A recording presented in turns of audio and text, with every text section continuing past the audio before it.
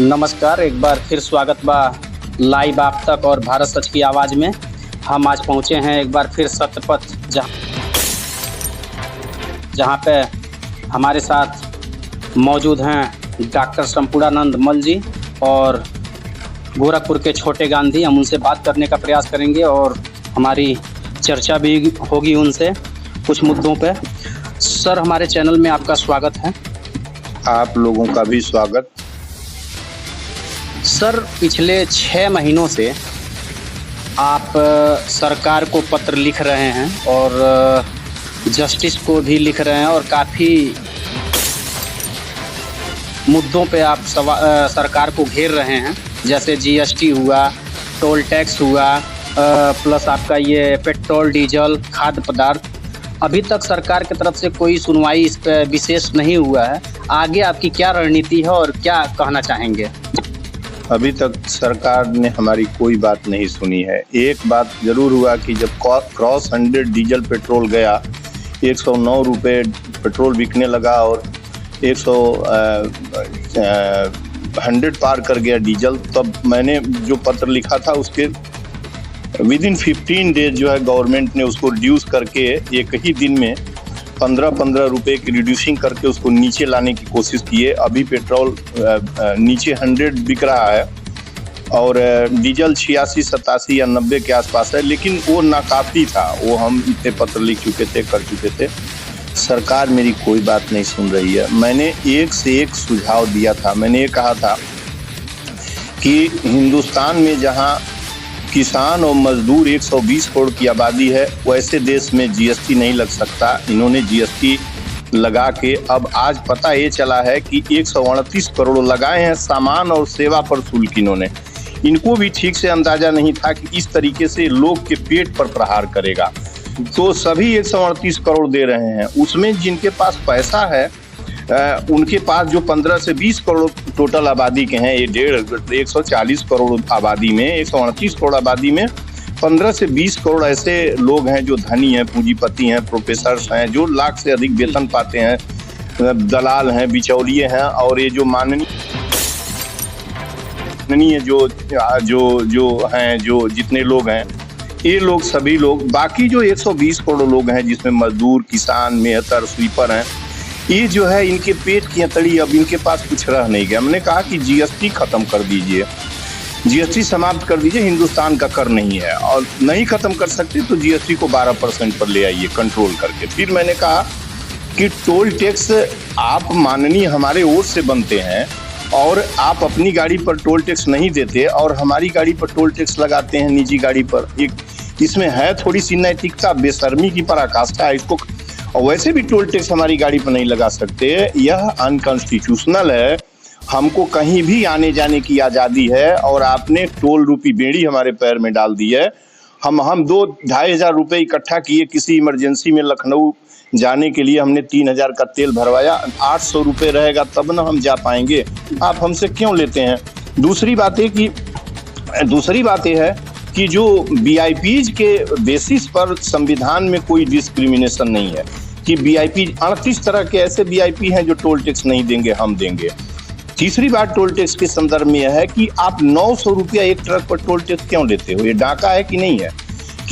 कोई नियंत्रण आपके ऊपर है? जब होता है, जिस रात को आपने 1 अप्रैल को 100 रुपये हाईकअप हुआ है एक ट्रक पर एक टोल टैक्स, ये क्या कर रहे हैं आप? उसका लॉजिक है, न जाने कौन अर्थशास्त्री इनका है, किस विश्वविद्यालय से पढ़ के आया हुआ है। उसका लॉजिक ये है, सिद्धांत ये है कि टैक्स जो पथकर होता है वो हमेशा रिड्यूसिंग रेट में होता है। पथकर का जितना लागत है वो निकाल के और धीरे धीरे वो खत्म हो जाता है। 10 साल, 5 साल, 15 साल में वो पथकर 0 पर पहुंच जाता है और वहां से पथकर का जो बार होता है, जो लगा होता है बाड़ा, उसको हटा लिया जाता है। जो उसकी रोकने के लिए लगा होता है, ये हटा लिए। ये एक नियम है। तुम पथकर रोज बढ़ाते हो, जैसे महंगाई भत्ता बढ़ता है, गुंडई के हिसाब से बढ़ाते हो। कोई कानून, कोई रूल नहीं, जितना मन करना हो लूट लीजिए। तो इससे महंगाई आसमान पर चली गई। मैंने कहा कि ये कोई काम न करिए। डीजल आप 64 रुपये करिए, जो कोरोना के पहले था, मार्च 20 में जो रेट था, और पेट्रोल जो है 74 रुपये कर दीजिए, एक करिए। फिर मैंने कहा कि कैसे काम चलेगा, तो मैंने इन लोगों को ये कहा कि इनके पेंशन जो वीआईपीज हैं, इनके पेंशन भत्ते जो माननीय हैं, इनको दिया जाए। इनके वेतन और निधियां लगभग 27,000 करोड़ रुपया साल का होता है, ये रोक दिया जाए। जहाज से इनकी उड़कर ये चुनाव प्रचार न करने पाए। इसके बाद ये जो बुलेट ट्रेन की योजना है, वंदे भारत है, वो कुछ दिन के लिए रोका जाए, 2 साल के लिए, इस तंगी की हालत में जब ये जीएसटी ब्लॉक बीएसटी को कंट्रोल करें। और एक्सप्रेसवे और इंटरनेशनल एयरपोर्ट ये तो बनवाना इमीडिएट रोकें, इसलिए कि लाखों करोड़ रुपए उसमें जा रहा है। जुर्म हो रहा है इस देश के साथ कि 1.5 लाख करोड़ रुपए आप जीएसटी लेके आ रहे हैं, गरीबों के पेट का पैसा। आटा जो मैं लेके आया हूँ, आटा 3 दिन पहले, जो 670 रुपए का बैग था 25 किलो का, वो 770 रुपए हुआ है। 15% से अधिक आटे पर गरीब मर नहीं जाएगा। और तुम आटे पर और कृषि प्रोडक्ट्स पर, ऑक्सीजन पर, पानी पर जीएसटी क्यों लेते हो?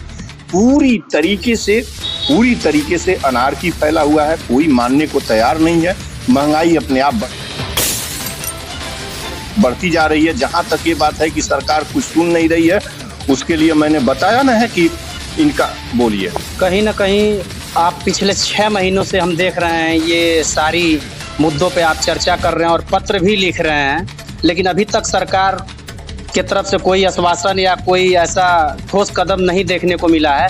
आगे आपकी क्या रणनीति है? क्या आप इस पे क्या एक्शन लेंगे आगे, अगर ना माना सरकार तो? देखिए, सरकार, हमारा काम है लिखना, मानेगी ही। और मैंने बार बार चिट्ठी लिख चुका हूं। और आगे मेरी रणनीति, मैं रिवॉल्यूशन, जानते हैं रिवॉल्यूशन ना, मैं इसके लिए कुछ भी कर सकता हूं। इन्होंने टोल निजी गाड़ियों पर नहीं हटाया, जीएसटी 12% पर नहीं लाया। मैं इनको बता चुका हूं कि सदन अकेले घेरूंगा, अकेले सदन पर घेरूंगा। और जिस तरीके से गांधी ने नमक कानून तोड़ा था डांडी में ना, उसी तरह से इनके सारे कानूनों को सदन और देश के सामने तोड़ दूंगा। हिंदुस्तान हमारा, हम कमाते हैं और ये हमारी चमड़ी खींचेंगे। और ये कहने का बात नहीं सुन सकते, इन्होंने नहीं सुना। सुप्रीम कोर्ट में मैंने पत्र लिखा है और पीआईएल के तौर पर लिखा है, कंसीडर हो चुका है, पड़ा हुआ है सुप्रीम कोर्ट में पत्र इतनी। और ये नहीं मानेंगे। आप जैसे कह रहे हैं कि हमारी बात सुनने के लिए है, लेकिन जनता की आवाज है। 120 करोड़ लोग मर रहे हैं, आप सुन नहीं रहे हैं। आपकी दादागिरी चल रही है हिंदुस्तान के अंदर। क्या कैसे चलेगा हिंदुस्तान? आपको सुनना पड़ेगा। मैं शीघ्र ही इनका अमृत महोत्सव, जिसको मैं 20 महोत्सव कहता हूँ, ये गुंडे अमृत महोत्सव मना रहे हैं। पेट की अतड़ी खींच के जो आटा 670 रुपए का मिलता था, वो तुम 700, गेहूं पर 5% तुमको गेहूं पर टैक्स लगाने का किसने कहा? किस वित्त सिफारिश? कल पेपर में छपा है वित्त मंत्री का बयान कि शिक्षा मंत्रियों का, वित्त मंत्रियों का, प्रांतीय वित्त मंत्रियों का सम्मेलन में जो 47वां इनका सम्मेलन था जीएसटी का, उसमें बढ़ाने की सिफारिश की।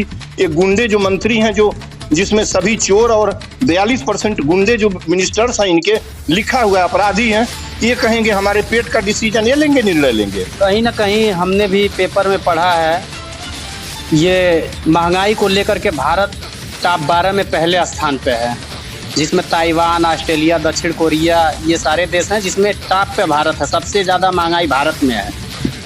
अब फैली ही हुई है। गरीबी कहाँ चली गई है? लिस्ट 150 की सूची में भारत एक नीचे से एक दूसरे स्थान पर पहुंच गया। गरीब आपने बना दिया, लूट के गरीब बना दिया। जीएसटी और टोल टैक्स आपके और डीजल पेट्रोल बेच के आप हिंदुस्तान को मारिएगा और हम देखते रहेंगे। ये ज्यादा दिन तक नहीं चलेगा। सरकार चेत ले, मुझे किसी को नहीं खोजना है। मैं इनका और इनके टोल के कानून को टोल पर चढ़ के तोड़ दूंगा, मैं तोड़ दूंगा। चलिए, बहुत बहुत धन्यवाद हमारे साथ जुड़ने के लिए। धन्यवाद। तो आप देख रहे हैं, आज हम बातचीत हमारी हुई है डॉक्टर संपूर्णानंद मल जी से, जो हम आज मौजूद हैं सत्यपथ। हमारे साथ हमारे सहयोगी cameraman Amarjeet Paswan, zero ground से रिपोर्ट जितेंद्र सिंह। नमस्कार, धन्यवाद।